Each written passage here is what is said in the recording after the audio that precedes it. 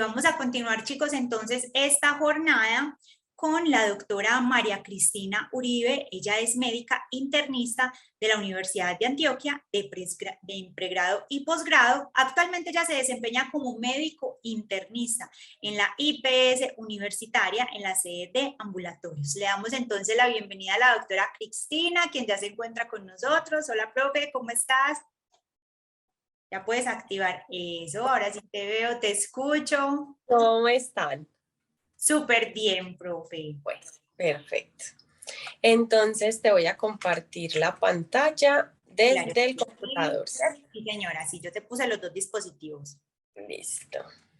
Chicos, Nos mientras la profe nos va compartiendo pantalla, vuelvo y les repito, recuerden que nuestra plataforma está sufriendo en este momento una actualización del sistema. No es sufrir, estamos trabajando constantemente por mejorar, digamos, nuestros procesos, y entre esos están las actualizaciones de nuestro sistema. Entonces, recuerden que desde ayer les mencioné que posiblemente no les iba a cargar a ustedes de pronto la tercera semana, algunas de los videos de la semana pasada.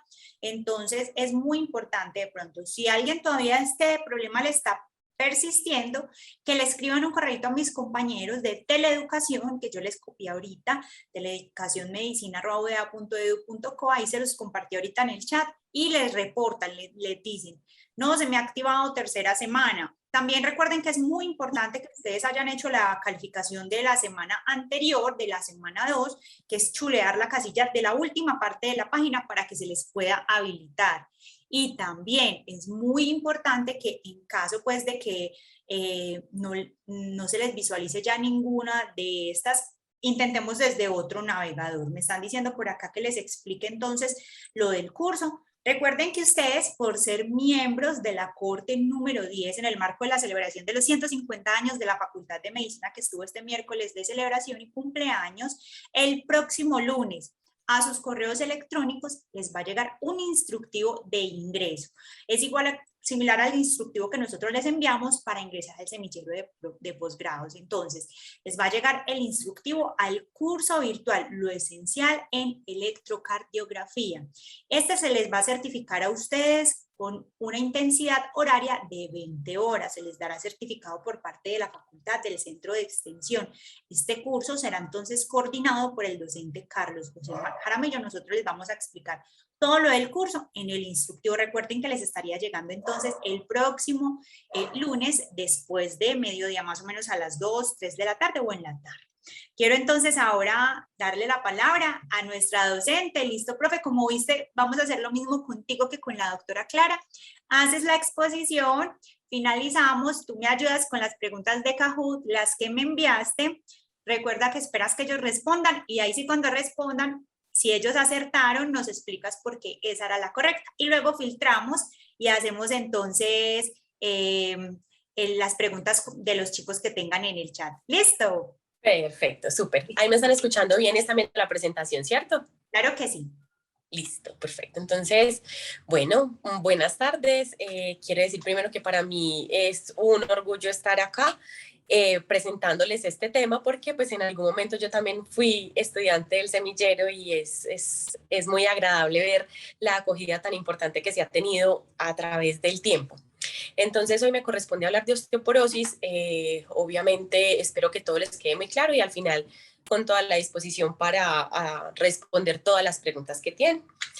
Entonces, pues lo primero, lo más básico, hablar de la definición, recordar que la osteoporosis es una enfermedad sistémica que afecta predominantemente el hueso, pero que por toda su fisiopatología y todo lo que hemos descubierto a través del tiempo, definitivamente tiene una repercusión sobre todos los órganos, incluyendo el sistema cardiovascular, y para algunos autores ahorita se clasifica también como un factor de riesgo, precisamente como por toda esa cascada inflamatoria que se produce para eventos cardiovasculares. Entonces, esta definición es ya desde hace más de 20 años, donde habla que es una enfermedad esquelética sistémica que se caracteriza por una baja masa ósea y un deterioro en la microarquitectura del hueso, donde realmente lo que se va a ver o la manifestación más importante van a ser las fracturas en los pacientes. Pero recientemente se ha venido hablando que no solamente depende de esa baja masa ósea expresada en gramos de hueso que tengamos, sino que porque además de eso también debemos hablar de la calidad como tal del hueso, de esa fuerza que tiene el hueso, y que eso digamos, esa calidad del hueso va determinada por todas las otras, digamos, características que puede tener un hueso, como son el recambio óseo, la microarquitectura, la propiedad de la matriz extracelular, la mineralización del hueso y todas las demás.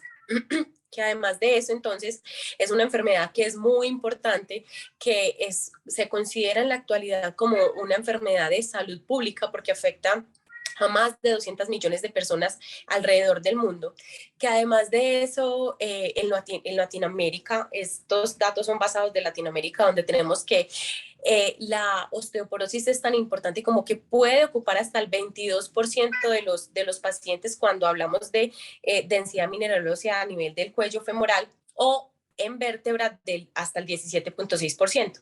Pero cuando hablamos de osteopenia, miren que es muy alarmante mencionar que hasta 6 de cada 10 pacientes tienen osteopenia en el cuello femoral, y en la columna 1 de cada 2 pacientes lo va a tener. Es una enfermedad que realmente es muy, muy prevalente.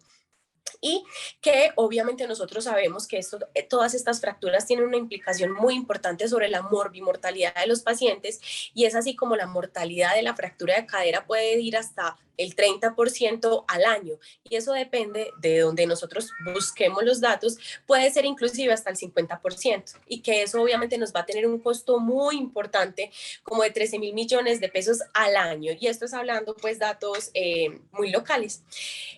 Nosotros tenemos un estudio, Colombia participó en el estudio LAOS, que fue un estudio para buscar datos epidemiológicos locales, donde participaron cinco países latinoamericanos, incluyendo Argentina, Brasil, México, y ahí estamos nosotros los colombianos, y fue un estudio que marcó, digamos, una epidemiología local importante, donde definitivamente nosotros vemos que la prevalencia para Colombia puede estar alrededor de 2.000 o inclusive un poquito más, 2.400 pacientes por cada 100.000 habitantes, y es actualizada porque estos estudios son para el 2018, que definitivamente es una enfermedad que va aumentando a medida que nosotros vamos envejeciendo.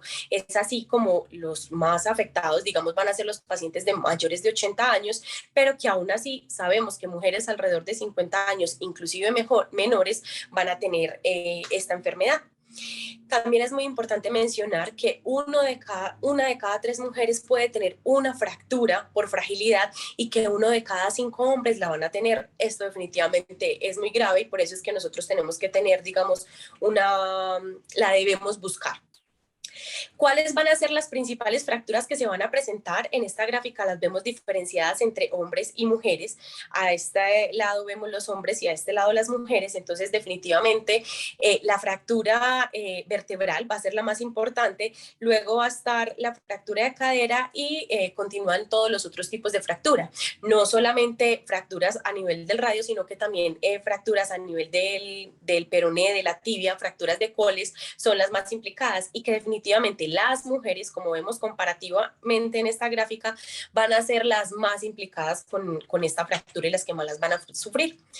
Vamos a hablar poquito de la fisiopatología. Esto es, digamos, a grandes rasgos lo que se ve, pero definitivamente es muy importante tener en cuenta que a grandes rasgos lo más importante es que la osteoporosis es un desbalance entre la resorción y la formación ósea, donde cuando estamos jóvenes, pues ese balance va a ser muy parejo, se van a reabsorber, pero también se va a formar, pero a medida que van pasando los años, la resorción va a ser el fenómeno que va a predominar, y es por eso que la calidad del hueso se va a ver tan disminuida.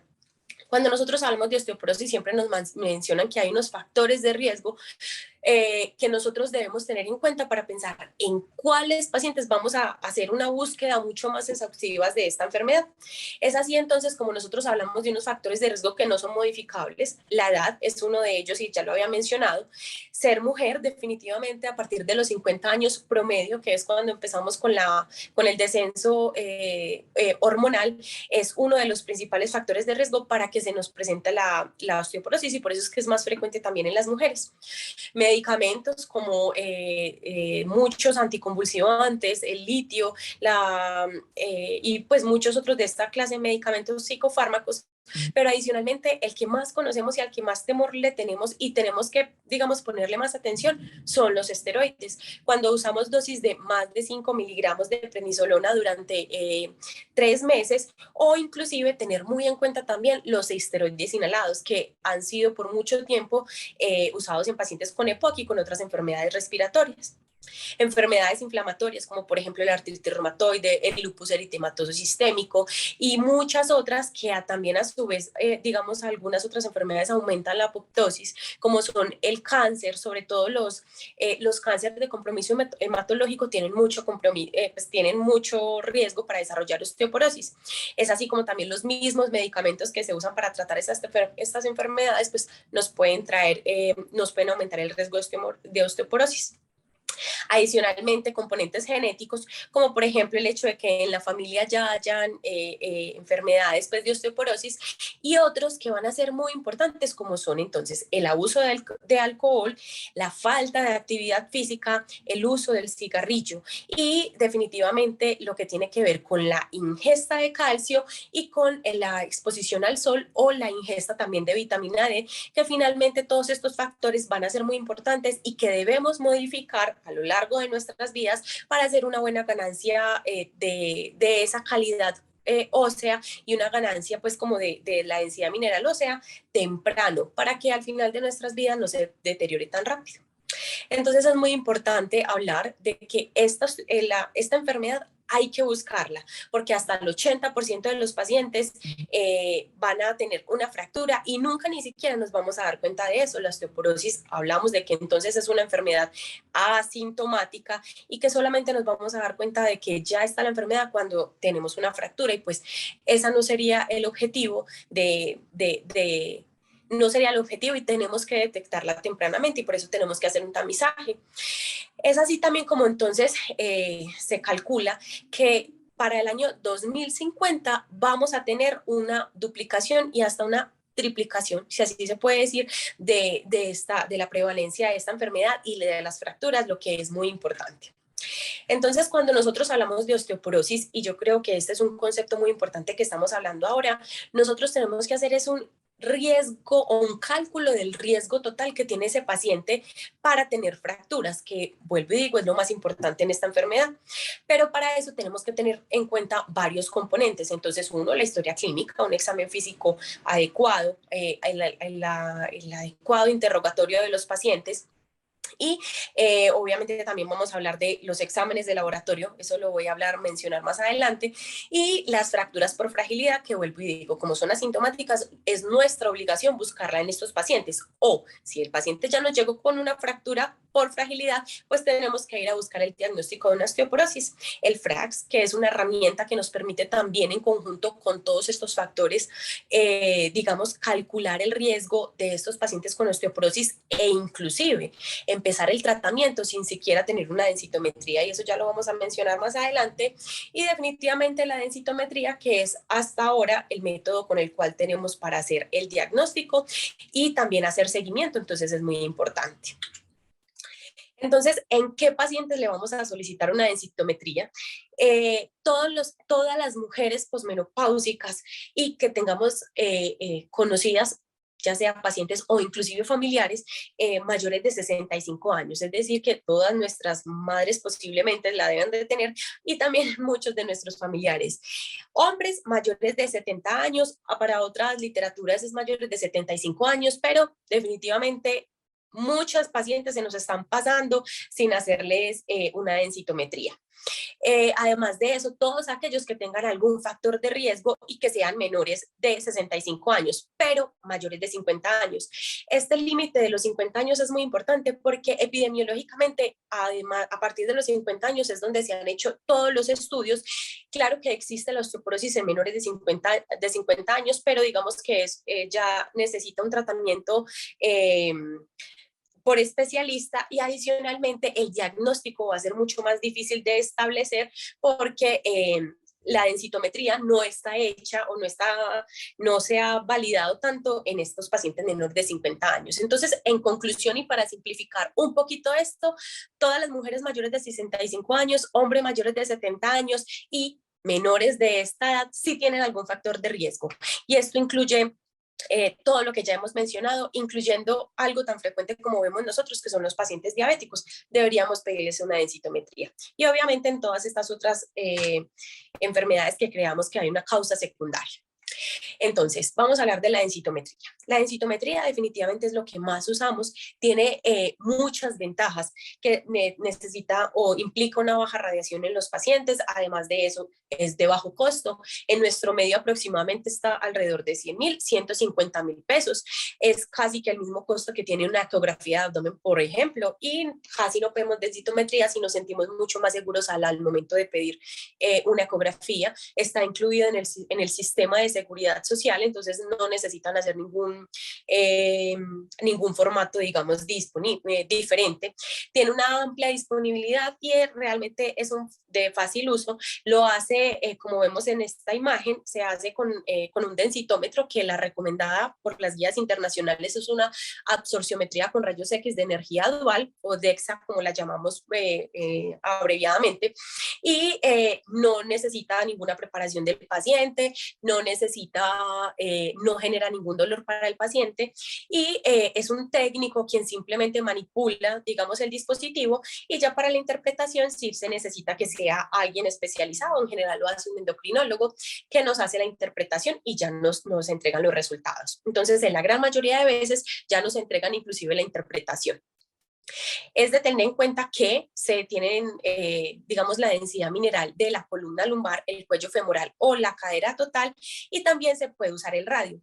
Hago aquí una aclaración, y es muy importante mencionar que en las nuevas guías nos mencionan que si tenemos una osteoporosis solamente en el radio, esto no hace el diagnóstico. Lo tenemos que hacer el diagnóstico con todas las otras, digamos, con todas las otras herramientas, como por ejemplo el FRAX, pero que si es la única herramienta que tenemos porque el paciente tiene una osteosíntesis o algo que nos impida como tal valorar esos otros huesos, pues definitivamente nos tendremos que valer de esto para hacer el diagnóstico del tratamiento, pero únicamente con el radio. Si tenemos estas otras herramientas al ver la densidad mineral ósea en la columna, el cuello femoral o la cadera total, no debemos hacer el diagnóstico con ello. La densitometría nos ofrece unos valores que son el T-score y el Z-score. El T-score nos habla de la densidad mineral ósea que yo tengo comparado con alguien más joven, que en general son mujeres de 20 a 30 años. Claro, todos son estudios en mujeres porque ahí está la mayor prevalencia, pero la usamos igual para los hombres también. Y el Z-score lo que nos habla es de esa densidad mineral ósea comparada con personas de mi propia edad, mi propio género y pues con alguien muy parecido a mí. Entonces, es aquí donde el T-score nos sirve para hacer el diagnóstico de una osteoporosis como tal. Nosotros tenemos que esto nos ofrece valores de -1 a +1, sería lo normal. Que hablamos de una baja masa ósea u osteopenia cuando está entre -1 y -2.5, y que hablamos de osteoporosis cuando está menor a 2.5, que el Z-score cuando está por debajo de 2 nos habla de esas causas secundarias de osteoporosis, o también nos sirve para hablar en mujeres menores de 50 años. Esta es la otra herramienta que nosotros tenemos para hacer el diagnóstico de osteoporosis o para manejar los umbrales que nosotros tenemos de tratamiento. Como todas las calculadoras que nosotros tenemos, tienen algunas, digamos, dificultades. Por ejemplo, el FRAX, entonces, que es la que más ampliamente usamos, no quiere decir que no hayan otras, sí, pero el FRAX es la que ha incluido más población a nivel del mundo. De hecho, nosotros tenemos estudios de validación en Colombia. Entonces, a pesar de sus limitaciones, de que no tienen en cuenta mucho el compromiso en la columna, que no tienen en cuenta el uso de medicamentos como por ejemplo los esteroides, que no tienen en cuenta el uso tanto de la concomitancia con otras enfermedades inflamatorias, pues es lo que tenemos hasta ahora y la debemos usar. Entonces nos metemos a esta página que vemos acá pues enunciada, está en internet, ampliamente disponible y gratis, y se la aplicamos a los pacientes, y esto nos va a dar unas posibilidades, inclusive aquí simplemente clínicas, sin tener como tal la densitometría, y esto nos ayuda para hacer un cálculo que entonces primero, nosotros nos tenemos que fijar en la plataforma que sea con la calibración para Colombia porque la tenemos disponible, que adicionalmente la vamos a usar en pacientes que tengan osteopenia o que haya una poca disponibilidad de la densitometría. Y que esto definitivamente nos va a dar unos porcentajes donde nosotros hablamos de un diagnóstico o una alta probabilidad y que deberíamos instaurar manejo cuando es una probabilidad de fractura de cadera mayor del 3% o una probabilidad de fractura mayor del 20%. Todos estos scores, digamos, son a 10 años. Entonces, nosotros con solamente tener estos indicadores ya podemos hablar de osteoporosis y tiene indicación de tratamiento sin siquiera tener una densitometría. Entonces, por eso es que es tan importante hacérsela también a todos los pacientes mayores de 50 años. Estas son las guías que nosotros tenemos, están publicadas del 2018 en nuestro consenso colombiano. Y si bien ya hay unas guías mucho más recientes, americanas y de la Sociedad de Endocrinólogos, pues también tiene herramientas muy importantes y es así como entonces nosotros podemos hablar de que nuestra población, nosotros haciendo el cálculo de la probabilidad de 10 años de fractura osteoporótica mayor, por el medio del FRAX, nosotros ya inclusive podemos hacer tratamiento cuando nos da entonces, dependiendo de la edad, como la vemos en el eje de las X, y el porcentaje que nosotros tenemos, si nos da encastillado en esta área roja, nosotros tenemos toda la indicación de hacer tratamientos, vuelvo y repito, sin la densitometría. Cuando nos da aquí en esta área naranja, definitivamente sí la tenemos que enviar porque es todavía muy dudosa, digamos, para tomar la conducta del tratamiento, pero cuando nosotros lo tenemos en esta franja verde, no habría necesidad ni de tratar ni de hacer una densitometría inclusive. Y que definitivamente también cuando nosotros tenemos, digamos, lo mismo, cuando hacemos un cálculo de fractura mayor, si nos da en estas franjas, pues también tenemos la indicación de tratar o no tratar.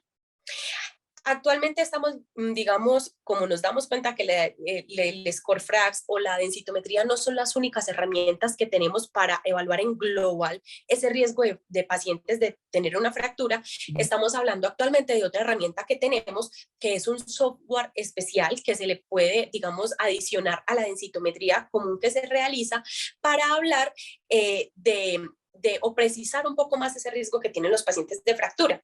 Entonces, esto lo que mide es una variación de la escala de gris de la pixelación que tiene como tal la densitometría en la columna lumbar, y esto lo que nos habla es de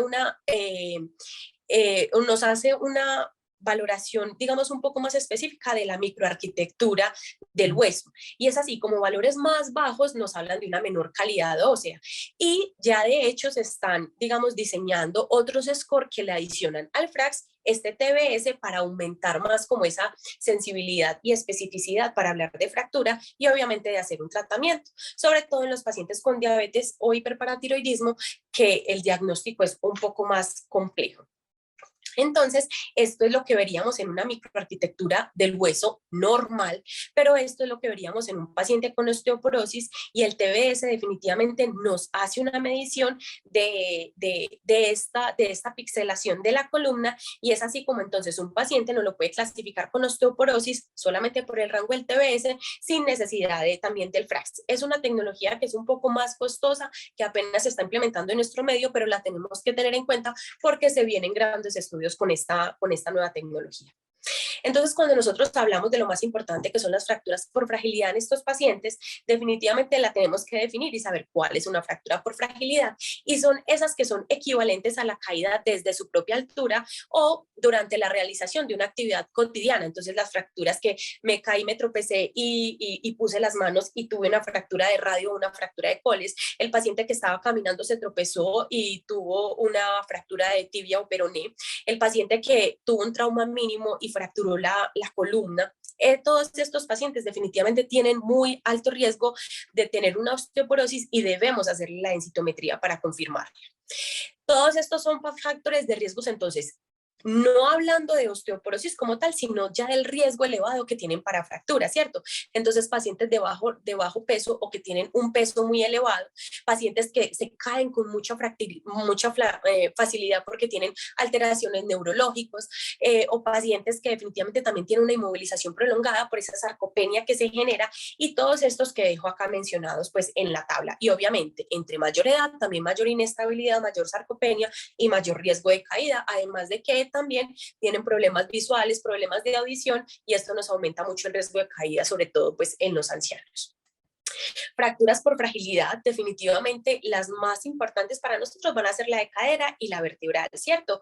Con sus complicaciones agudas del dolor, la limitación funcional, los costos que tienen las hospitalizaciones por esta, y a nivel de la columna hay que tener en cuenta que hasta el 30 al 60% son asintomáticas, entonces la tendremos que buscar.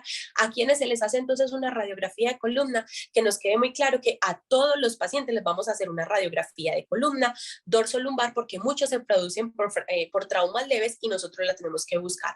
Y las complicaciones, muchas, ya los conocemos, de la fractura de cadera, definitivamente dolores crónicos, limitación para la movilidad, y es así como se considera que hasta el 50% de los pacientes que tienen una fractura de cadera, su funcionalidad nunca vuelve a ser la misma. Además de eso, que tienen un temor muy alto a tener unas nuevas fracturas. Además de eso, las trombosis venosas, los tromboembolismos pulmonares y el aumento de la mortalidad que ya habíamos mencionado, y los dolores crónicos que se producen por las fracturas de columna.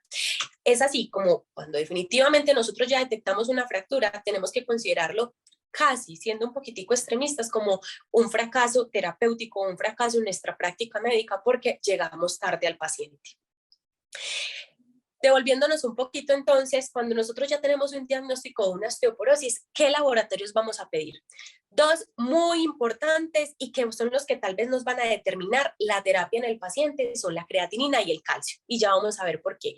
Todos los otros los hacemos buscando causas secundarias de osteoporosis, que son muchas. Ya habíamos hablado de eso y los voy a mencionar más adelante, pero es muy importante mencionar que hasta el 30% de los pacientes van a tener una causa secundaria de la osteoporosis, entonces la tenemos que buscar, y es por eso que en todos los pacientes debemos pedir cuadro hemático, creatinina, calcio, la vitamina D, siendo la 25-hidroxivitamina D lo que debemos pedir, la fosfatasa alcalina y las transaminasas como marcadores de recambio óseo, la hormona paratiroidea, el cortisol en orina de 24 horas, los anticuerpos antigliadina realmente nosotros no los tenemos ampliamente disponibles, de hecho se necesitan MIPRES para poderlos solicitar, y también obviamente tener en cuenta los trastornos tiroideos de predominio del hipertiroidismo. ¿Por qué? ¿Cuáles son las enfermedades que buscamos a grandes rasgos con estos exámenes? Entonces, enfermedades endocrinológicas como el hipertiroidismo, el hiperparatiroidismo, la diabetes, y otras enfermedades, digamos, menos comunes como la hiperprolactinemia, el hipercortisolismo, que ya los tendremos que sospechar dependiendo del interrogatorio que nosotros le hagamos a los pacientes. Enfermedades del tejido conectivo, enfermedades gastrointestinales, obviamente tumores, además de eso, enfermedades gastrointestinales, enfermedad renal, y también obviamente tendremos que mirar los fármacos que ya habíamos mencionado. Pero vuelvo y repito, los que acabo de mencionar que están en esta tabla son los que vamos a pedir inicialmente, y dependiendo de la sospecha clínica, ahí sí haremos los otros estudios que se necesiten en los pacientes. Entonces, para resumir toda esta primera parte del diagnóstico de la osteoporosis en los pacientes, esta guía obviamente es la más actualizada que tenemos, publicada el año pasado por la Sociedad de Endocrinólogos, y nos habla entonces que vamos a hacer un diagnóstico de osteoporosis en todos esos pacientes que tengan una densidad mineral ósea menor de 0.5 en la densitometría, o menor en cualquiera de los huesos que nos evalúa, columna lumbar, cuello femoral o la cadera total, y el radio, que ya mencionamos en cuáles situaciones específicas. En pacientes que tengan un trauma de bajo impacto en la cadera o en la columna y que tengan una fractura, o los pacientes que tengan osteopenia, como le mencioné, que tengan una fractura, y los pacientes que tengan un FRAX alto en los pacientes que tengan osteopenia. En esos pacientes hacemos el diagnóstico. Entonces, por eso es que es muy importante hacer el FRAX, evaluar la densitometría y el riesgo de fracturas, porque ya eso nos habla de osteoporosis y de la necesidad del tratamiento en los pacientes. Entonces, hablamos ya en esta segunda parte del tratamiento. Lo más importante en osteoporosis es hacer una detección temprana y hacer un tratamiento no farmacológico o hacer un tratamiento preventivo, ¿cierto? Porque la prevención es lo que definitivamente nos va a evitar que presentemos todas esas otras complicaciones. Prevención como lo que siempre nos han hablado durante todo este tiempo, estilos de vida saludables, ¿cierto? Entonces obviamente implica modificar todos esos factores cigarrillo, alcohol, sedentarismo, es supremamente importante modificarlo, porque recuerden que la remodelación ósea se da a partir del estrés que nosotros le generemos al hueso. Solamente el hecho de caminar, trotar, hacer cualquier actividad física genera un estrés sobre el músculo y el músculo sobre el hueso, y eso va a hacer que se aumente el estímulo para que haya un aumento en la densidad mineral ósea. Adicionalmente, obviamente, tener una muy buena alimentación. Y es así como entonces nosotros hablamos de dos, digamos, nutrientes muy específicos en osteoporosis y que son muy importantes, que son el calcio y la vitamina D. Entonces, el calcio y la vitamina D las encontramos en muchos alimentos que son, digamos, los que menos comemos en nuestra población. Entonces, obviamente, los lácteos, a muchos pacientes se les quitan los lácteos por una posible intolerancia, que eso ya está también muy reevaluado, pero paciente que no consuma una suficiente, que no consuma suficientes lácteos derivados de los yogures, o pacientes que no consuman suficiente huevo, tendremos que tener en cuenta que pueden tener una deficiencia de calcio, y lo mismo para la vitamina D. Entonces acá dejo que la vitamina D sobre todo la encontramos en los derivados pues de los productos del salmón, del pescado, de los mariscos, que muchas personas también definitivamente no lo consumen en nuestro medio por diferentes razones. ¿Cuáles son entonces los requerimientos que nosotros tenemos? Tenemos un requerimiento aproximadamente de calcio de 1.200 miligramos en adultos al día, y de vitamina D de 800 unidades al día, ¿cierto? Pero también tenemos que tener en cuenta todos los otros alimentos que son muy importantes, como por ejemplo la proteína, porque esto nos va a permitir que se dé una mejor absorción a nivel de las células del enterocito de todos estos nutrientes que se necesitan, y además de eso necesitamos otros micronutrientes como son el magnesio, el fósforo, para que se pueda dar esta absorción. Entonces es muy importante una buena alimentación. Y obviamente nosotros también tenemos que tener en cuenta esto, el sol. En los pacientes ancianos salen muy poco, y ahorita con la pandemia sí que es cierto. Todos nos encerramos y el sol no lo estamos, digamos, recibiendo lo suficiente, y la deficiencia de vitamina D empeoró mucho. Pero esto también es el tratamiento, no solamente previene, sino que es el tratamiento. Es así como hay estudios que hablan de que la exposición al sol de aproximadamente 10 a 15 minutos durante todos los días, sobre todo en ese horario de la mañana, que es cuando las rayas del sol no están con tanta, digamos, irradiación maligna sobre la piel, esto aumenta. Solamente la exposición al sol nos puede aumentar las 800 unidades que nosotros necesitamos al día.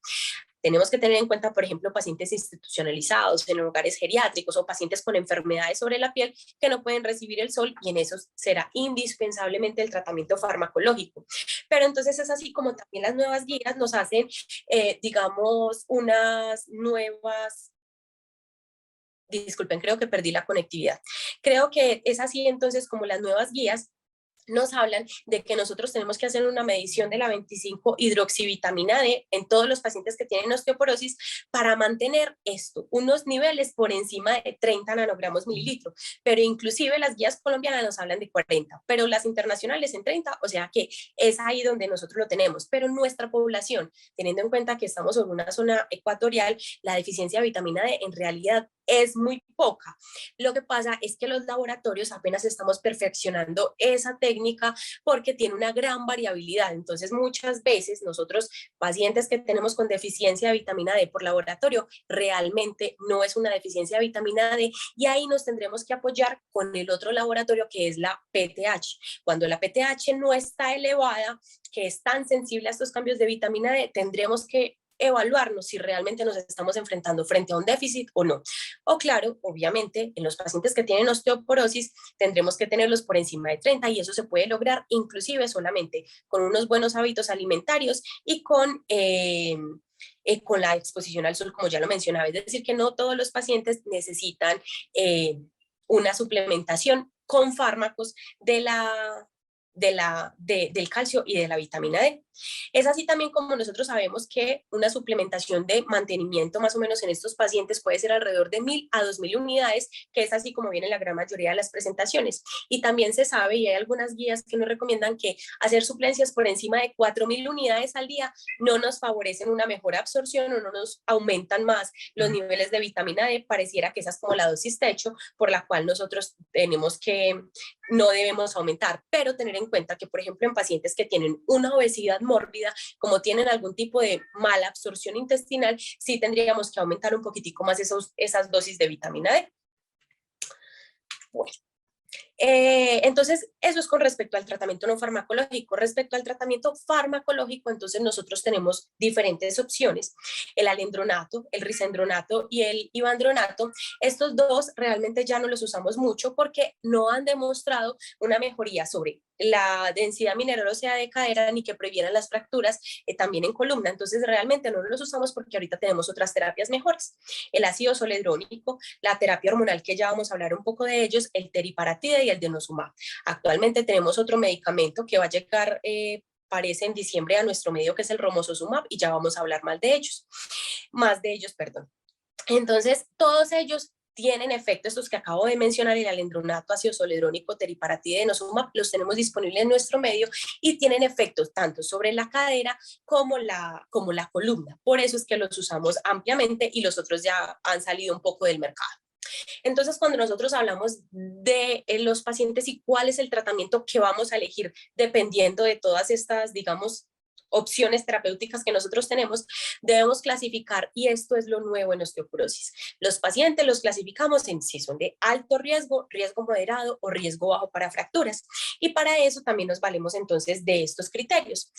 Alto riesgo. Sí, el paciente tiene uno o más de los siguientes, como fractura en el último año, fractura múltiple vertebral, fractura durante el tratamiento, medicamentos sobre todo como los esteroides.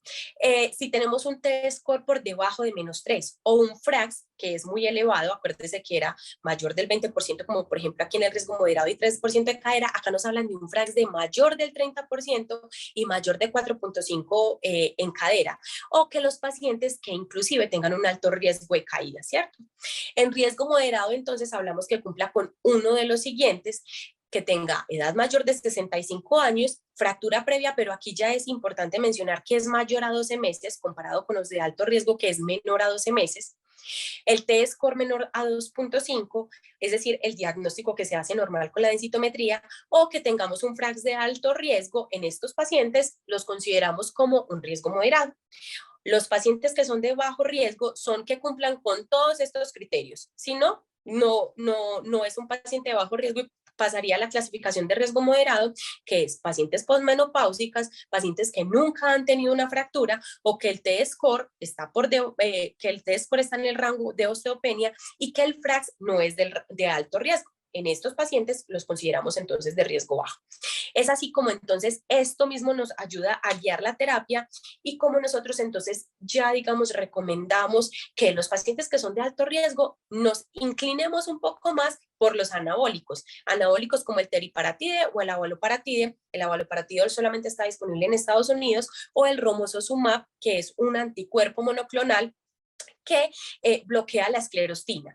Este medicamento es un inhibidor, como la esclerostina inhibe la formación, entonces al inhibir el romosozumab, esta esclerostina lo que hace es que tenga una acción dual y nos ayude a la formación y a disminuir la resorción. Es el único medicamento de todos estos que hasta ahora hace eso, y es por eso que lo vamos a usar, o la indicación está para usarlo en las pacientes de extremo riesgo cardiovascular, ni siquiera las que están aquí, sino que las pacientes que ya han recibido tratamiento y que definitivamente no hay cómo mejorarles. En estos pacientes es que se va a usar esta terapia, además de que obviamente por ser un medicamento biológico va a traer un alto costo, pero por lo menos la vamos a tener en Colombia.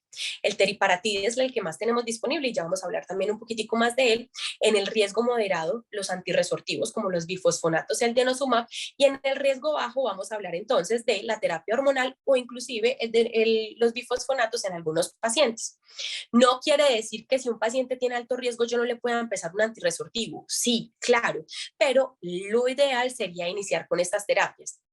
Porque ahorita lo que estamos hablando nosotros no es de que si el paciente recibió una sola terapia no pueda recibir de la otra, sino que estamos hablando de una terapia secuencial. Es decir, por ejemplo, en pacientes que tienen muy alto riesgo, empezamos con teriparatide, pero luego nos vamos para un antirresor tipo bifosfonato, luego continuamos con un denosumab y a futuro ya estos pacientes miraremos con qué los continuamos porque esperamos que haya más evidencia de con qué continuar. Entonces, estas son las dosis de los medicamentos, se los dejo en las diapositivas, porque pues todos van a tener, digamos, unas dosis diferentes que las tenemos que saber dependiendo de lo que nosotros vamos a elegir con los pacientes. Entonces, para hablar de algunos aspectos prácticos de estos medicamentos, teriparatide o nosotros lo tenemos como Forteo, es de aplicación subcutánea, es de 20 microgramos todos los días, pero el dispositivo en el que viene, que es para, vuelvo y repito, para aplicación subcutánea, tiene ya un medidor que simplemente es sacar como este émbolo, por decirlo de alguna manera, y nos va a generar que el paciente no tenga que hacer mediciones, nada de eso, simplemente saca el émbolo, lo aplica y no más. Simplemente tiene que, obviamente, armar, digamos, el dispositivo con la jeringuita que ya también viene incluida cuando nosotros formulamos este medicamento. Los antirresortivos que tenemos entonces, el denosumab ya también viene listo, necesita de una aplicación supervisada por personal de salud porque tiene altos riesgos de reacciones alérgicas y en la actualidad, pues por todo lo de la pandemia que se nos vino, estos medicamentos los van y los aplican a la casa, la Prolia, no el ácido zoledrónico, porque los dos necesitan de vigilancia. Pero para el ácido zoledrónico, bueno, entonces el Prolia, la dosis es de 60 miligramos cada 6 meses. El teriparatide es diario, Prolia cada 6 meses y el ácido zoledrónico es anual. Pero necesita que se haga la aplicación en un centro especializado porque pueden presentar anafilaxia en las primeras horas de infusión, entonces necesitan vigilancia y esto tal vez nos limitó mucho durante la pandemia, pues porque los pacientes se tendrían que dirigir hacia un hospital donde se los pudieran aplicar, pero estas son las 3 terapias que nosotros tenemos en pacientes de riesgo alto o riesgo moderado. Cualquiera de las 3 la debemos hablar con los pacientes porque hay pacientes que no se quieren inyectar todos los días, entonces ahí deberíamos elegir alguna de estas otras 2, pacientes que definitivamente viven en unas zonas muy alejadas que no pueden venir a autorizar cada 6 meses o cada mes estas terapias, pues el ácido zoledrónico será la terapia ideal y eso lo tenemos que mirar con el paciente y el perfil que tenemos al frente, ¿cierto? Recordemos que ahorita estamos migrando hacia una medicina mucho más especializada y tener en cuenta que todos están incluidos dentro del plan de salud, pero la Prolia y el teriparatide son de alto costo, entonces necesitan algún trámite especial por parte de las EPS.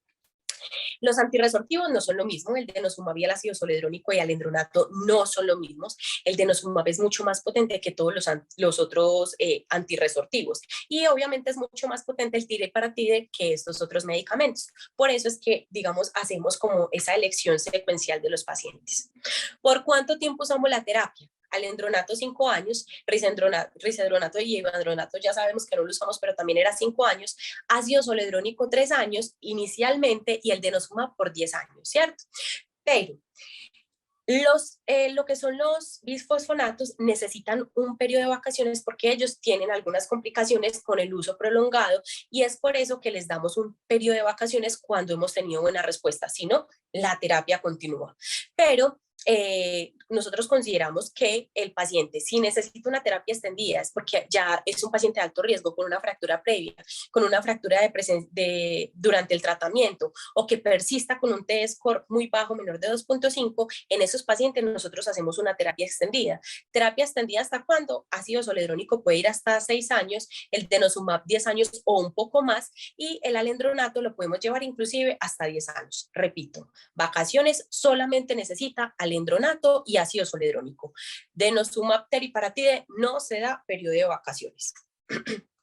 Y es muy importante también entonces cuando nosotros decimos, listo, logramos el objetivo que era disminuir el riesgo del paciente y sacarlo de ese rango de osteoporosis. Entonces, cuando nosotros consideramos que la densidad mineral ósea está estable o aumenta, si disminuye, ahí sí tenemos que prender las alarmas, pero solamente con el hecho de que esté estable o aumento, ya lo consideramos como una terapia exitosa. O que el paciente no haya tenido tampoco una nueva fractura durante el tratamiento, o que si tuvo una disminución de la densidad mineral ósea, sea por debajo de, o sea esa afectación del hueso, sea de la columna. No tenemos en cuenta la cadera en estos casos. Y para eso nosotros tenemos que hacer un monitoreo de los pacientes. Entonces podemos pedir una densitometría, como nos recomiendan acá las terapias, cada 1 a 3 años, pero la tenemos que monitorizar. ¿Listo?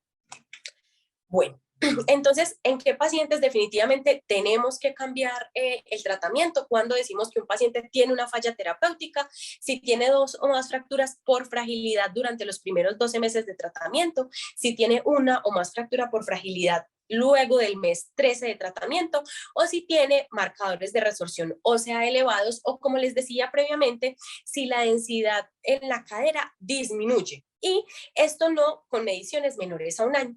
En estos casos consideramos que haya una falla terapéutica, obviamente luego de haber descartado una mala adherencia al tratamiento, o que, como pasa muy común en nuestro medio, no le hayan autorizado los medicamentos al paciente. En estos casos nosotros tendremos que hacer un switch hacia otro medicamento. Quiere decir, si veníamos con un bifosfonato, podemos pasar a un teriparatide o podemos pasar a un denosumab, dependiendo del riesgo del paciente. Si estábamos en tratamiento con un denosumab, podemos pasar a un ácido zoledrónico o a un teriparatide, y si lo teníamos con teriparatide, lo podemos llevar a denosumab o bifosfonatos. Podemos hacer esa terapia secuencial, no tratar de combinar las terapias, es decir, si está recibiendo teriparatide, mezclarle el ácido zoledrónico, aunque hay ciertas ocasiones donde lo podemos hacer y ya lo vamos a mencionar, pero en general lo hacemos uno o el otro. ¿Listo?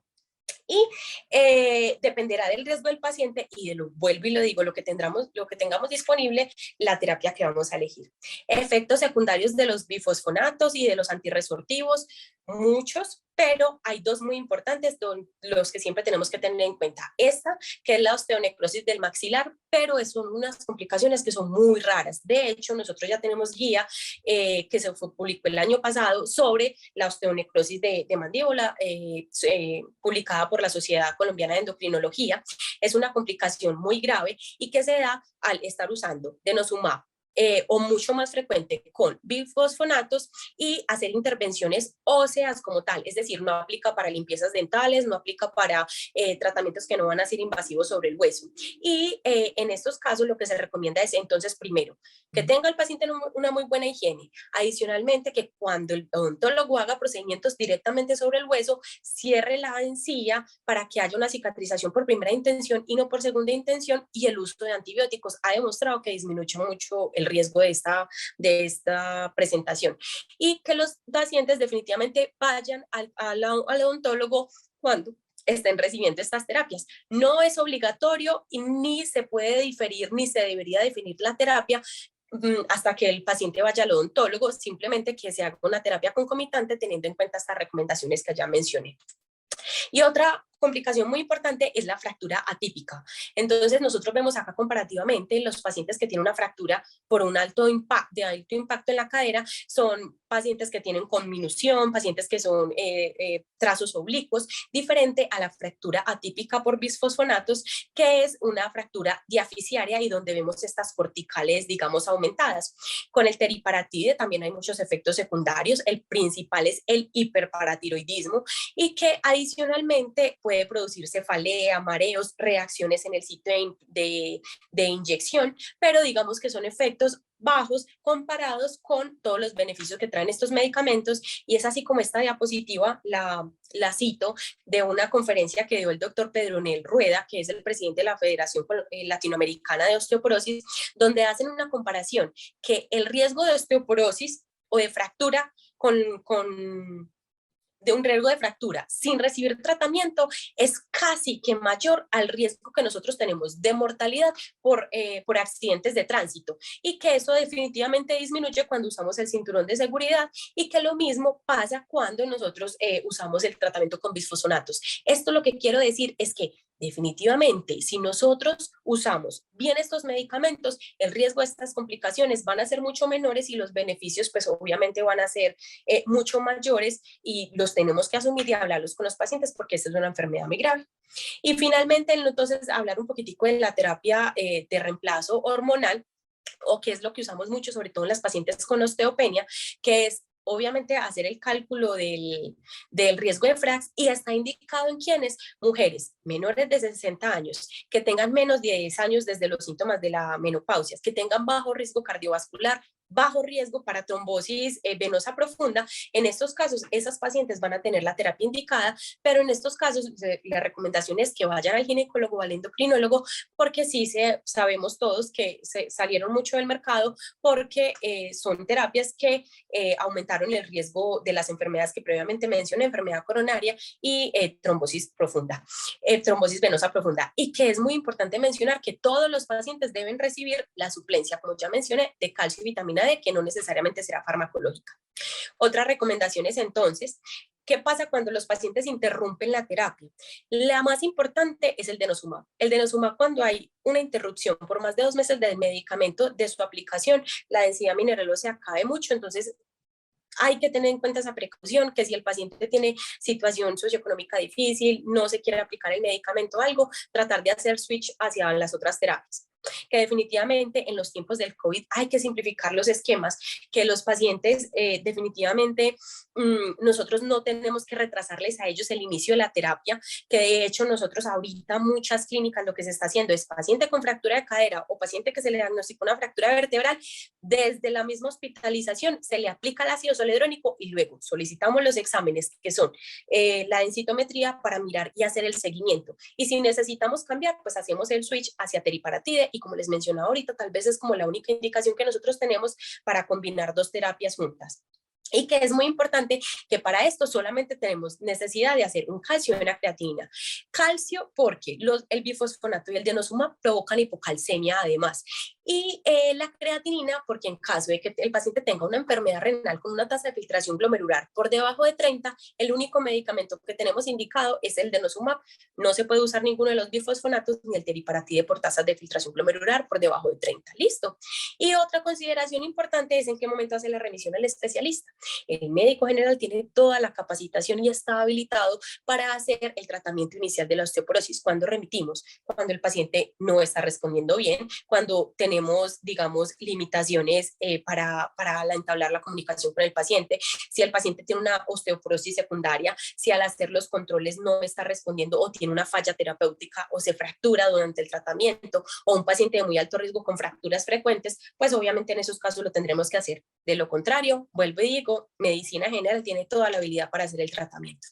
Entonces, para finalizar, las conclusiones de esta charla, y que espero que hayan quedado claras, son que la osteoporosis definitivamente es una enfermedad muy grave y que necesita una detección temprana para hacer un tratamiento también muy precoz por las complicaciones que esto tiene, que definitivamente tenemos que buscar la fractura, tenemos que hacer más densitometrías y nos tenemos que valer del FRAX para poder hacer el diagnóstico, el tratamiento temprano, que adicionalmente de esto ya tenemos que clasificar el paciente según el riesgo de fracturas que tenga para poder guiarnos un poquitico más hacia la terapia, y que definitivamente lo más importante son las estrategias de prevención en estos pacientes, y quedo entonces atenta a todas las preguntas. Listo, profe, entonces vamos a iniciar con la actividad de Kahoot primero.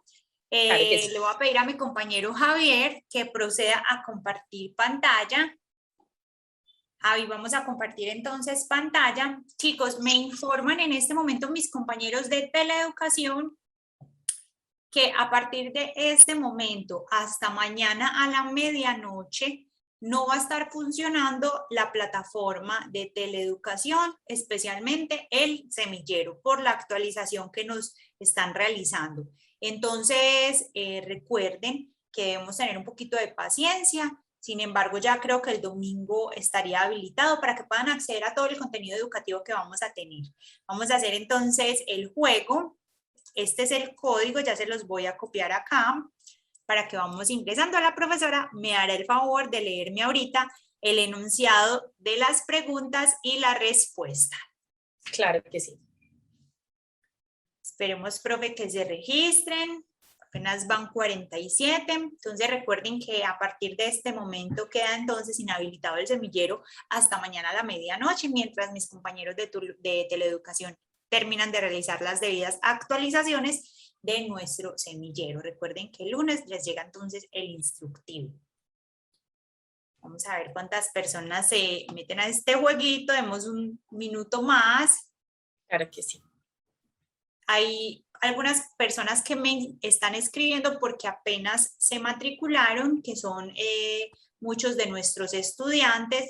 Ya nosotros teníamos, chicos, esta novedad. No se preocupen que eso no se les va entonces a notificar como una inasistencia. Nosotros tomamos asistencia no solo por el seguimiento que a mí me arroja la plataforma. A mí la plataforma me muestra cuántas veces ingresan, cuánto tiempo se quedan en la plataforma, qué actividades ustedes realizan, sino que Zoom también, por eso nosotros pedimos un registro de ingreso, me arroja un listado y ahí es cuando yo me doy cuenta entonces quiénes son los que asisten a nuestros encuentros en vivo. Listo. De todas maneras, nosotros sabemos que muchos de ustedes tienen compromisos laborales, entendemos eso. Lo más importante es que traten de asistir al máximo.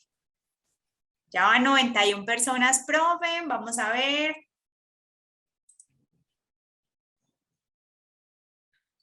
Mañana todo el día no pueden ingresar, chicos, a la plataforma. Les solicitamos excusas, es por una actualización, por lo que está ocurriendo con el tema de los videos de la semana 3, que algunos no la han podido visualizar. Entonces, por eso les pedimos un poquitico de paciencia y excusas. Listo, Javi, yo creo que vamos iniciando ya entonces. Vamos a empezar.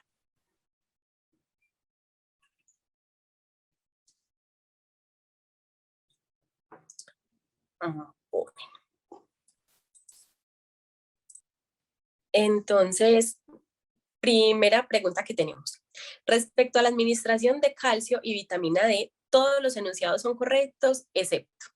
Entonces, en el recuadro rojo se hace en todos los pacientes, en el azul se hace, creo que hay un error, se hace en todos los pacientes, y en el amarillo la suplencia farmacológica debe garantizarse en, creo que hay un error. ¿Por qué, profe? Porque el rojo y el azul es la misma opción, y la tercera también. Ay, profe, entonces pasemos a la siguiente, Javi. Esta no Esa la no. valgamos. Listo. Se hace en todos los pacientes, aclaro. Se necesita hacer la suplencia, pero no necesariamente con fármacos.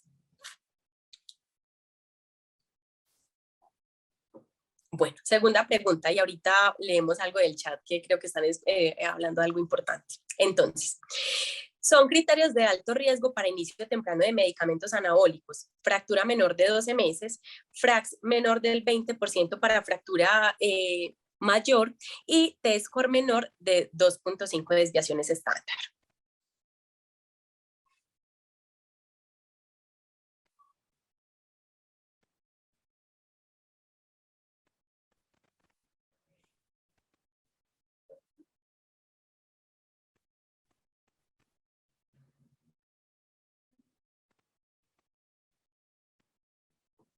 Bueno, quedan 15 segundos.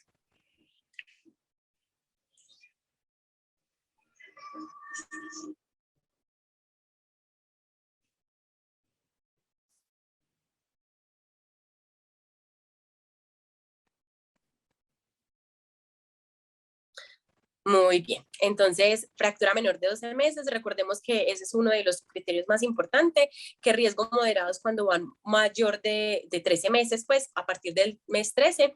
Las otras respuestas no son, porque recuerden que FRAX menor del 20% no este es un criterio para riesgo moderado. El criterio para alto riesgo es que tenga un FRAX de mayor del 30%. Y el T-score no es de 2.5, sino que sería de menor de 2.5 y de hecho sería menor de 3 para pacientes de alto riesgo. Entonces, definitivamente la correcta es fractura menor de 12 meses. Listo, pasamos a la siguiente.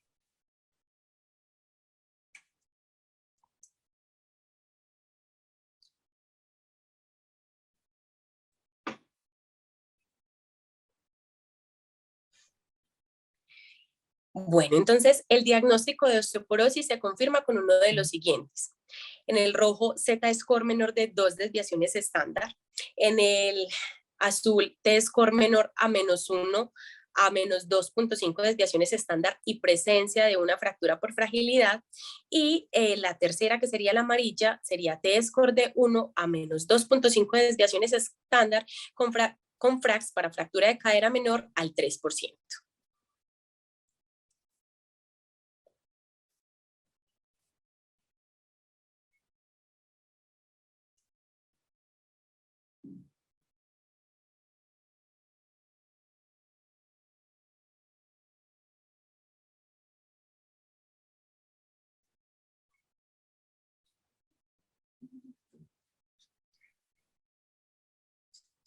Tres segundos.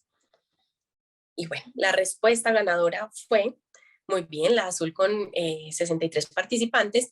Las otras dos respuestas no son el Z-score menor de 2 desviaciones estándar, porque recuerden que el diagnóstico de osteoporosis se hace con el T-score. Listo, el Z-score nos habla de en menores de 50 años, pero en esos casos es con o el diagnóstico que nosotros hacemos es de una baja densidad mineral ósea. Y no es tampoco la tercera opción, la amarilla, porque recuerden que el T-score nos ayuda o para hacer el diagnóstico de osteoporosis, el FRAX nos ayuda es cuando es mayor al 3% para fractura de cadera. Perfecto, vamos entonces a la otra.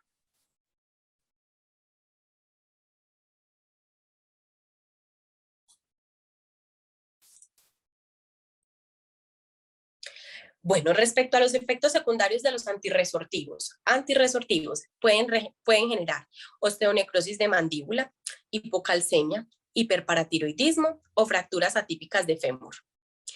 De hecho, hay falta y es excepto. Entonces, respecto a los efectos secundarios de los antirresortivos, pueden generar excepto. El rojito, osteonecrosis de mandíbula, azul, hipocalcemia, amarillo, hiperparatiroidismo o verde, fracturas atípicas de fémur.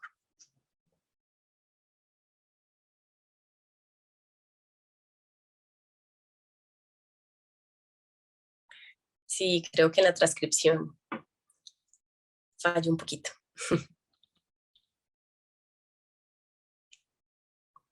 Entonces, respecto a los efectos secundarios de los antirresortivos, pueden generar excepto.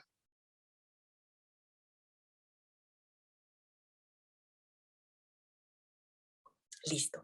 Recuerden entonces que los antirresortivos como bisfosfonatos y denosumab pueden generar osteonecrosis de mandíbula, hipocalcemia, fracturas atípicas de fémur, pero no hiperparatiroidismo. El que genera el hiperparatiroidismo son los anabólicos, teriparatide y abaloparatide. Están, creo que enviaron aquí desde el chat. Sí, pero esa no, esa fue, nosotros la transcribimos tal cual no la enviaste. Bueno, Sí. ahorita verificamos. Bueno. Voy a verificar por acá. Sí, ya te la envío para que la revises. Sí, claro. Vamos a ver, no importa, vamos con la otra profe. Sí. Los criterios de falla. Bueno, entonces los criterios de falla terapéutica incluyen excepto 2 o más fracturas por fragilidad nueva en los primeros 12 meses, 1 o más fractura por fragilidad nueva desde el mes 13 y disminución significativa en la densidad mineral ósea de la columna.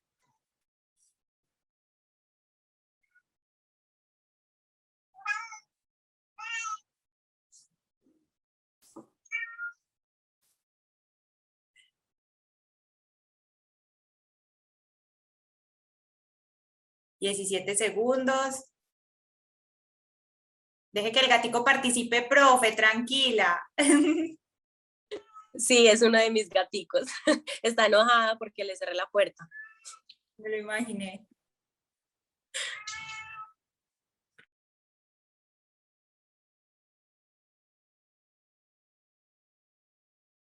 Perfecto. Entonces, con respecto a la respuesta, la incorrecta es esa, una disminución significativa en la densidad mineral ósea de la columna. Recuerden que nosotros tenemos en cuenta es la cadera. ¿Listo?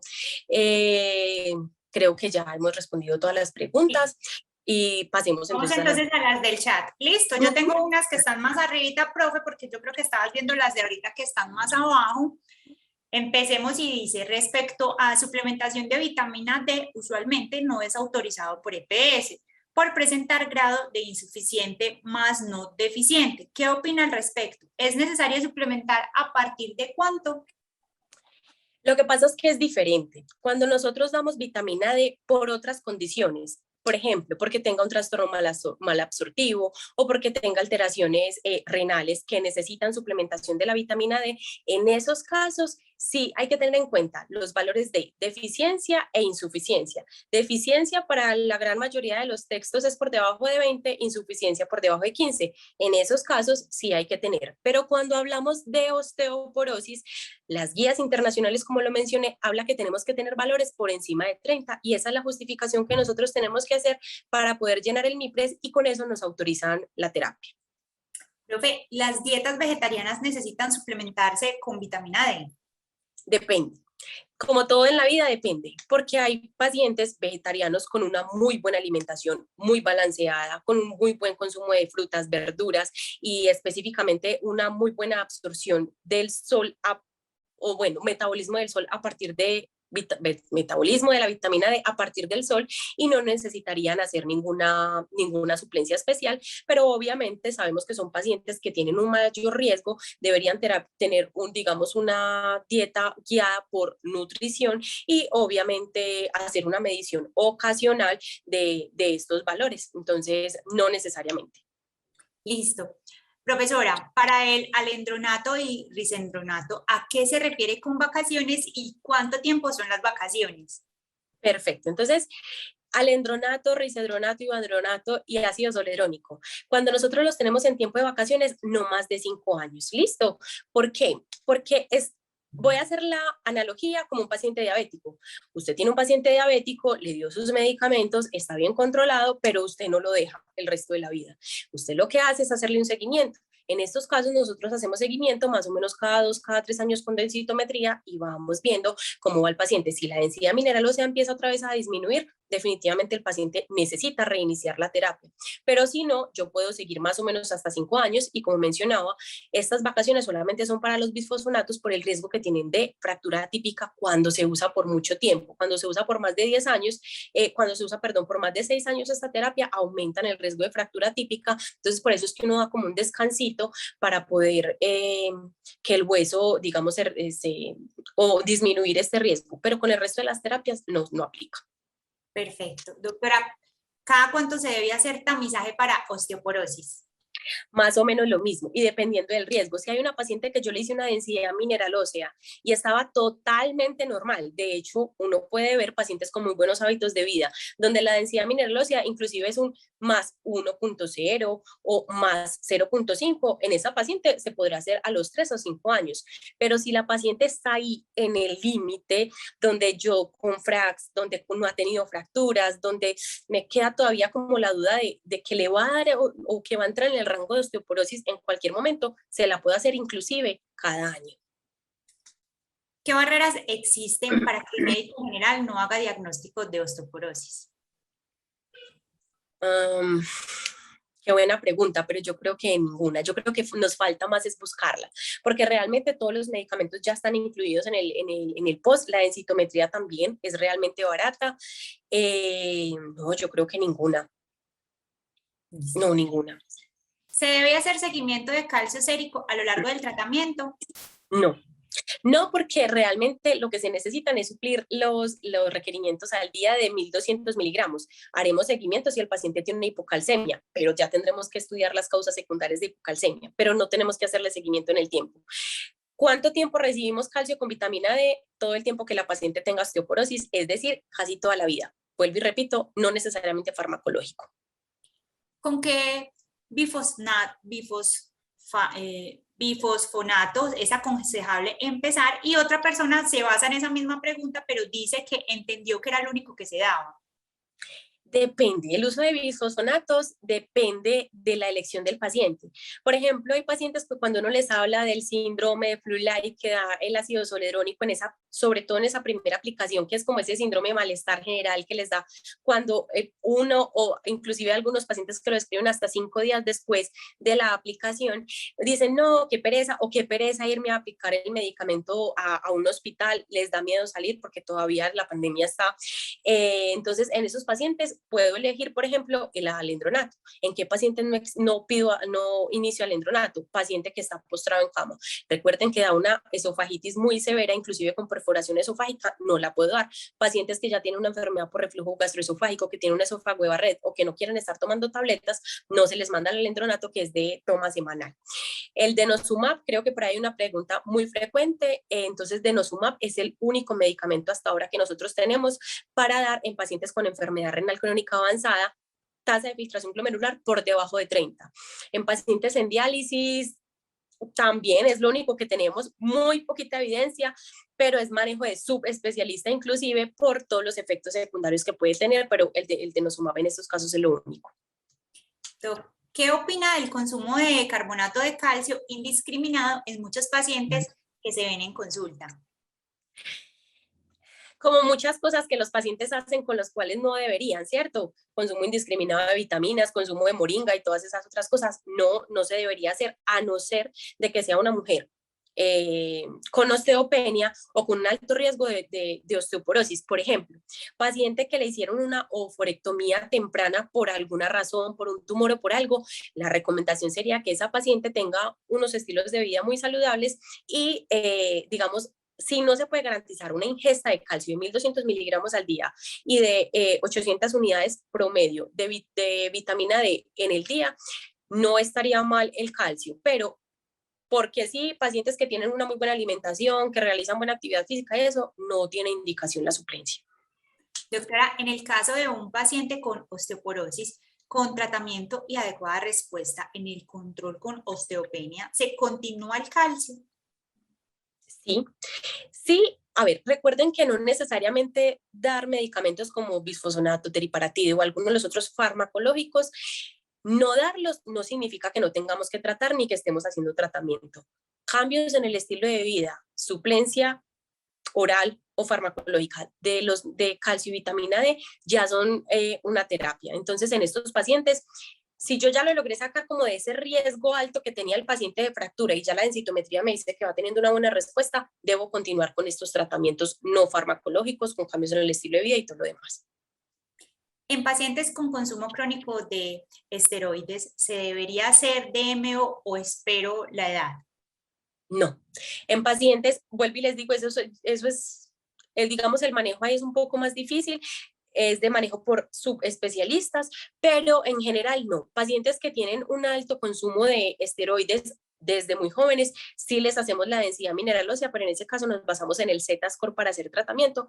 Tanto es así que todos los pacientes que van a recibir dosis diaria de esteroides de más de 5 miligramos de prednisolona tienen que recibir, y lo van a recibir por más de 3 meses, tienen que recibir suplencia de calcio con vitamina D. Ellos sí. Doctora, ¿usted hasta qué edad dice que se podría hacer el tamizaje? Hasta toda la vida, pacientes que tenemos de 90, 95 años y el paciente todavía camina y tiene un alto riesgo de fracturarse y yo sé que después de una fractura él ya me va a quedar postrado y tiene una alta mortalidad, también se lo igual para la osteoporosis. Entonces, nosotros cada vez tenemos pacientes mucho más funcionales. Yo en mi consulta tengo una paciente que tiene 105 años e ingresa caminando. No hace mucho le empezamos el tratamiento de la osteoporosis porque es una paciente que si se me fractura, yo sé que su vida se fue. Entonces, hay que tamizar, hay que seguir haciendo tratamiento. Si el paciente presenta hipocalcemia secundaria a bifosfonato, suspendo, repongo calcio y uso otro alendronato. Aumento la suplencia. Le aumento la suplencia y miro cómo le va al paciente. Y tenemos que mirar cuáles son las causas de hipocalcemia. Realmente la hipocalcemia que se produce por los bifosfonatos o por el denosumab es transitoria y debería mejorar con el tiempo. Pero si definitivamente es una hipocalcemia profunda, deberíamos entonces cambiarlo hacia otro medicamento que no lo produce como el teriparatide.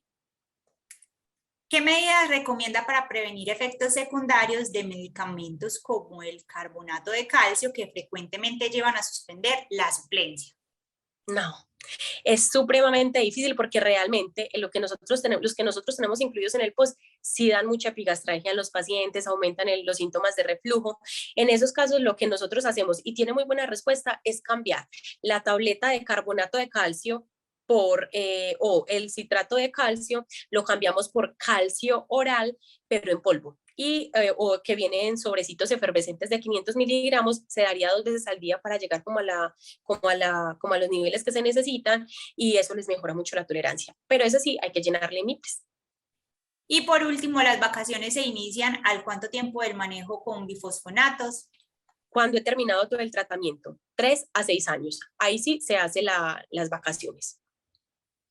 Es decir, y esa pregunta es supremamente importante, porque quiere decir que si yo tengo un paciente que me estaba con toda la indicación del tratamiento con osteoporosis, va mejorando y no ha cumplido todavía el tratamiento de los 3 a los 6 años, ¿le suspendo la terapia? No, termino todo el tratamiento y ahí sí le doy sus vacaciones.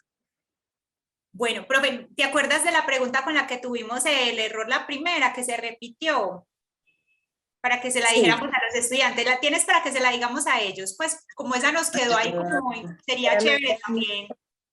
Creo que no la tengo por Yo aquí. la Así estaba buscando acá para decírselas a ellos, pero no la encuentro, creo que la tengo en el drive, vamos a ver si la encuentro. Sin embargo, bueno, por acá me llegó otra pregunta. Hay una edad mínima para realizar DMO en los contextos de mujeres menores a 65 años más fractura.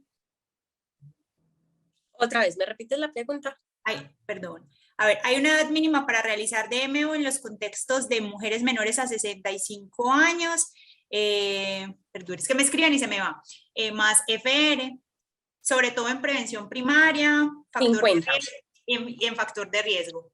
50 años, mayores de 50 años hasta los 60, de mayores de 50 años hasta los 65 años con factor de riesgo, mayor de 65 años en mujeres o mayor de 70 años en hombres, a todos. Listo, después de las vacaciones, ¿al cuánto tiempo se hace densitometrías? Ya ven. Después de las vacaciones. Sí. Dice así la pregunta, después de las vacaciones, ¿al cuánto tiempo se hace densitometría? Cuando yo decido meter a un paciente en vacaciones de bisfosfonatos, yo lo que hago es seguir evaluando el riesgo del paciente. Vuelvo y repito, es como un paciente diabético, nosotros le tenemos que seguir haciendo seguimiento a ver en qué momento me va a empeorar.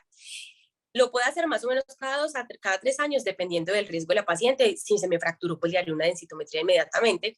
Y las vacaciones van más o menos hasta los 5 años. Entonces, en ese momento le vuelvo y le hago otra densitometría al paciente y ahí miro si necesito reiniciar tratamiento o no. Si definitivamente el paciente mejoró y nunca más necesita tratamiento y se quedó en vacaciones, maravilloso. Más bien nos tenemos que cuestionar realmente si la paciente tiene una osteoporosis o no. O bueno, le seguiremos haciendo todo su seguimiento, ¿cierto? Pero ahorita a lo que vamos es que posiblemente muchas pacientes no se les deba suspender la terapia porque la osteoporosis es una enfermedad crónica que va a seguir afectando el hueso para toda la vida. Y si tenía los factores de riesgo de antes, pues posiblemente va a necesitar su tratamiento para toda la vida. Pero eso dependerá de cada paciente. Listo. Los antirresortivos pueden generar efectos secundarios, excepto. Bueno, perdón, estaba leyendo el último párrafo. Bueno, no le voy a decir, no voy a decir esa, profe, porque voy a hacer la actividad en este momento. No, corren ese time, no, la íbamos a hacer, pero ya la respondieron acá, les íbamos a abrir el campo y uno de nuestros estudiantes se nos adelantó y la copió. Bueno. La pregunta sí decía excepto. Sí.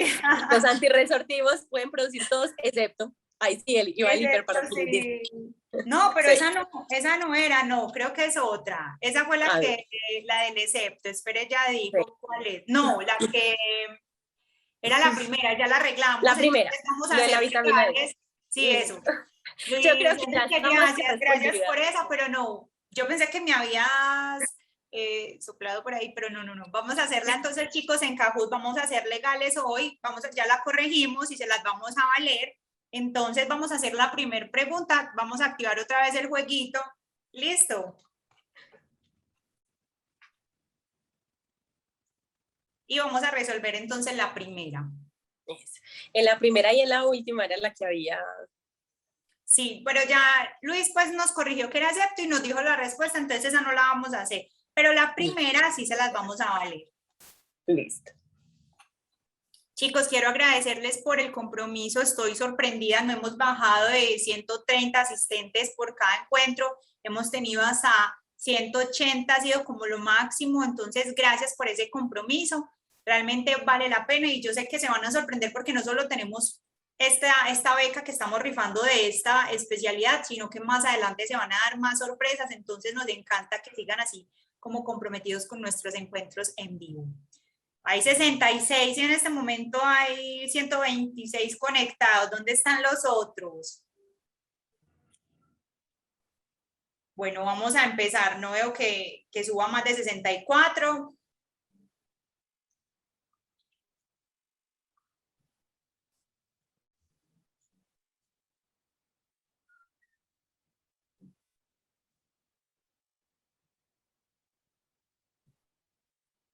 Entonces, respecto a la administración de calcio y vitamina D, todos los enunciados son correctos, excepto.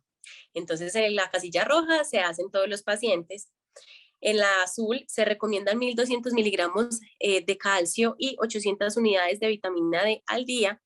Y en la amarilla, la suplencia farmacológica debe garantizarse en todos los pacientes. Recuerden, respecto a la administración de calcio y vitamina D, todos los enunciados son correctos, excepto. Quedan 26 segundos. Yo creo que casi todos ya han respondido. Esa ya la hemos repetido. Yo creo que esta va a ser como el chepazo de todos, 100%. que ya la habían dicho también. Bueno, Sí. Sin embargo, vamos a ser legales y pues se las vamos a valer. ¿Listo? Claro que sí. 5 segundos. ¿Cuáles todos estos puntos les van sumando? No pueden perder la fe y vamos por la beca de medicina interna. Ya salió la respuesta, profe. Bueno, entonces, recuerden que no es correcto hacer suplencia farmacológica en todos los pacientes. ¿Listo? Si lo necesitan. Si el paciente, bueno, y realmente en Colombia es muy frecuente que los pacientes no ingieran lácteos, ni yogures, quesos, y además porque hay mucha creencia de que a partir de cierta edad los lácteos son malos. Entonces, muchos pacientes no los toleran realmente o tienen la creencia de que no los deberían consumir por efectos adversos porque les va a dar. Entonces, en muchos pacientes lo haremos, ¿cierto? Y bueno, y sobre todo también porque pues hay muchos que no tienen cómo conseguirlos, entonces pues en esos casos haremos la suplencia farmacológica, pero realmente no se necesita que usar pastillas en todos los pacientes. Lo que pasa es que sí es muy frecuente verlo precisamente por todas estas condiciones que nosotros tenemos socioeconómicas. Me hacen una pregunta por interno, profe, y es frente al consumo de la leche de coco que se pide pues y se sugiere que reemplace los lácteos. Esta tiene, digamos, como el mismo complemento o suplemento que se tiene para el tema del calcio o algunas vitaminas. No.